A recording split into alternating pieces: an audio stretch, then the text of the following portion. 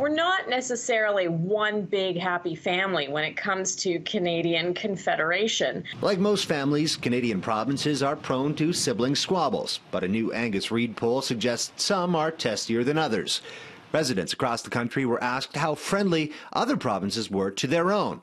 Turns out 4 in 5 Albertans harbor some resentment towards Quebec.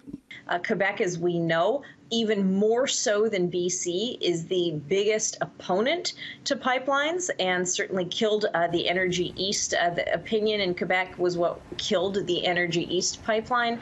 And it's not just Western alienation. 53% of all Canadians polled felt the same way about La Belle Province.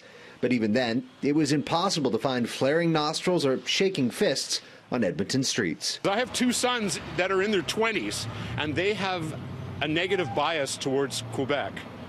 They didn't get it from me. I don't know. I think that's just a misrepresentation. I think that the Quebec people are very nice people. Love them. I love calling them and their cute accents. And I'm like, oh, hey, guys.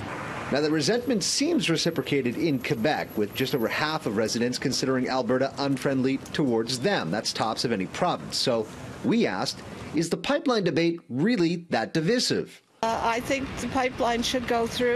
Good revenue for Canada and taxes, so it's good. I don't think people should be boycotting products because in the end that affects the Canadian economy as a whole. Now, not everyone is seeing red in this survey. There's big love between Alberta and Saskatchewan and between the maritime provinces. And then there's general indifference, specifically for one province in particular. In the case of Manitoba, it's sort of, they're there. They're not causing too much trouble. They're not making too many waves. And I think we sort of see that reflected in the numbers. I think their perception is that we are boring because we have no mountains. Well, generally it's been a have-not province. However, I think it's got a lot going for it. Maybe they haven't been here. Come here and join us in winter.